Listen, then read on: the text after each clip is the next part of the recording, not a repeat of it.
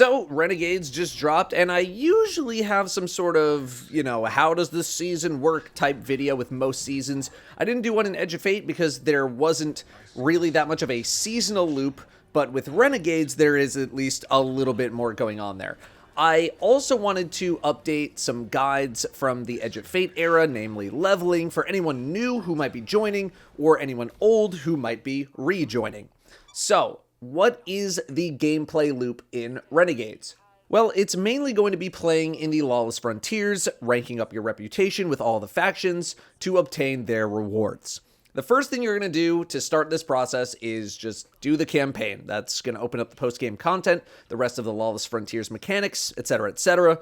When you complete the campaign, you're going to get a quest to continue getting Practic blade upgrades, and then you'll get a quest that guides you on how all the factions work and what all of the Lawless Frontiers has to offer.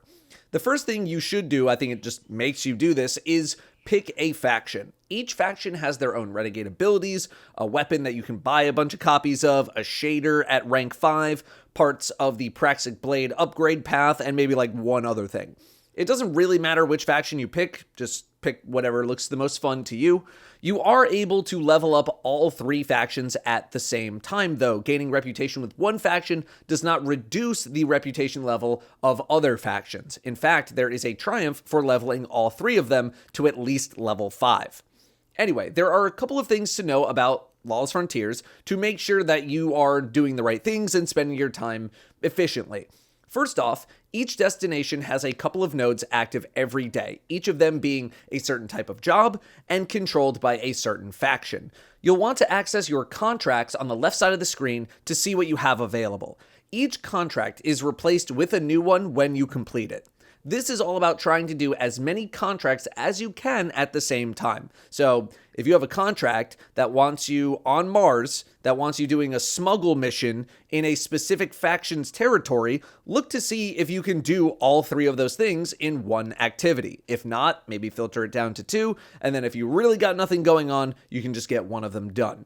Don't forget to dunk your extractable loot at the end of a run for some more materials and loot. The big one here, though, is the priority contract, which will require multiple completions of jobs in a single day. The first 2 frontier runs just need to be in enemy-occupied territory, aka whatever factions you are not allied with, and then the final one will be in contested territory. Just make sure you read carefully as to where you need to go. You're usually looking for this blue symbol here to signify that you can complete a contract in this area, but always double check, because I've already gotten this wrong. Completing a priority contract gives much more reputation to your allied faction, in addition to some bonus drops. Then you have Invasion, which requires death marks to spend, which you earn by playing regular Lawless Frontiers in the contested areas. Invasion allows you to invade a party that's active in the frontiers. Your goal is to get 6 points, kills are worth 1, and picking up a fallen crest from a player you killed is also worth 1. You only get so many lives though, and only so much time.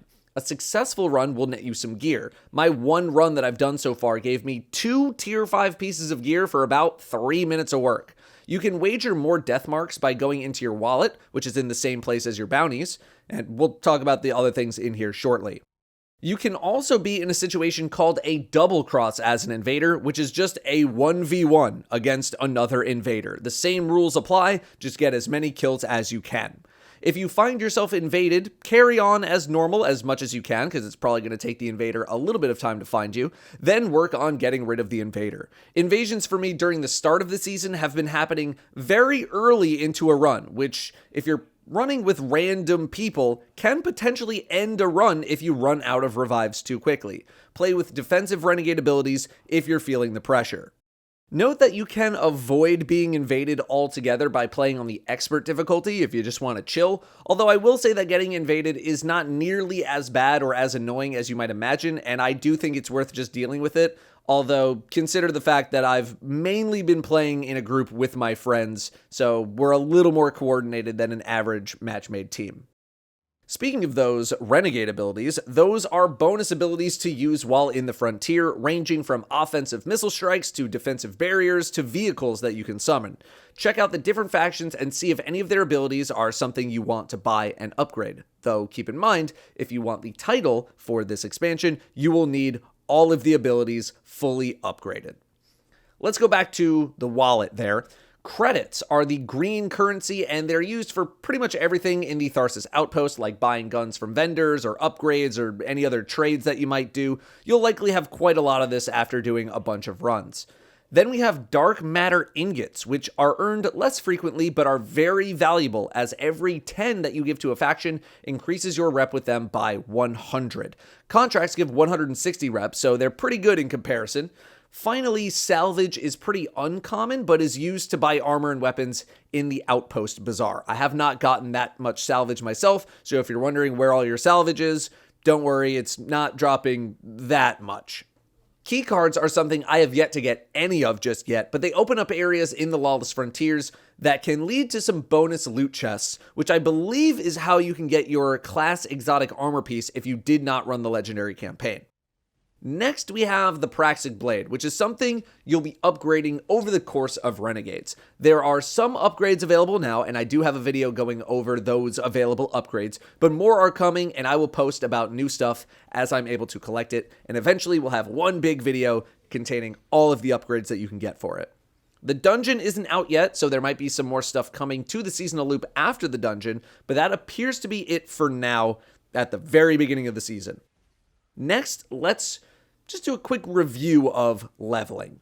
I did a video back in Edge of Fate that goes into leveling with a bit more detail, and while that original iteration of leveling has improved, that video should still hold up pretty well in terms of the core concepts if you're looking for something a bit more in-depth compared to what I'm about to tell you. For those not in the loop, I will elaborate.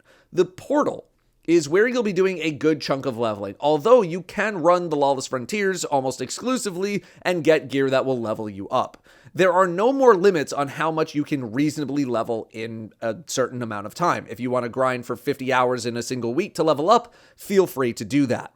If you are under 300 power, the game is going to give you 300 power gear pretty quickly into your experience, and from there you will progress up to 550. To level the most efficiently, you want to get as high of a score as possible in any given activity that you play. Most of the time, this is going to mean adding negative modifiers to your run in order to increase your score multiplier. However, once you start getting A grades, that is good enough for the exclusive purpose of gaining levels. Pushing the highest scores tends to increase the tier of the drops that you get, not necessarily the level of the item. So if you only care about levels, you don't need to push yourself as hard. Score multipliers aren't as strong at the beginning of a season due to many bonuses being in the season pass, but don't let that deter you from trying to go for high scores. For example, this solo ops predicts that the best I can get is a B+, but I clear A+ with no problem by ensuring that I complete my bonus objective. Bonus objectives are mainly in solo ops though, not really fire team or pinnacle ops or any of the other ones. Otherwise, feel free to hit up whatever playlist you want to play and just play. Activities with this icon are match-made with predetermined modifiers so that you can just hop in and play. But just note that match-made activities are not always guaranteed an A or A+ score as a result. You can also play non-match-made activities by yourself if you wish. You should also look to complete your daily and weekly objectives in your seasonal hub. These will add bonus drops to the portal. You really should be ping-ponging around to different activities with the most amount of bonus drops to really accelerate your leveling. And also note that bonus drops are based on whoever has the highest stack in your fire team as well. So if you're in a party, hitting anyone's big bonus nodes will affect everyone in the team. You can also run the most recent raid and I assume dungeon when the new one launches in order to gear up, but it's definitely not the fastest by any means. The reclaim activity was one of the fastest ways to level before Renegades, but the portal has gotten a bit more balanced that you shouldn't feel the need to just spam one activity over and over again in order to level up. Next, the seasonal hub now has orders for you, which you should think of as automatically regenerating bounties. Completing these objectives gives you a basic loot crate that you claim right here, and then will automatically replace that objective with a new one. After a certain amount of time, you should get a legendary version of an order, which drops even more stuff, and then legendary orders can turn into exotic orders, although exotic orders will likely show up after X amount of legendary order completions. Seasonal challenges have been removed in favor of the system, which is something we'll talk about in my Renegades review. Finally, a couple of other small features that came with Renegades that I think you should know about: Vault Space and the Vault Revamp. We got 300 more spaces, up to now 1,000 slots in the vault, plus brand new filtering tools to help organize. A reminder that you can now access your vault pretty much anywhere in the game now at your character menu, in case you have been gone a very long time. Exotic armor ornaments can now be applied to any exotic in that slot on that class. So if you're a Titan looking at exotic arms, any owned exotic arm ornaments for your Titan can be used in that slot. This opens up the fashion game a bit more than we've been used to, but note that this visual will not apply in PvP, only in PvE. If you have any other introductory information, feel free to drop it in the comments, but that is how Renegade's gameplay loop is looking as of the launch of the season. Thank you very much for watching. I will see you next time.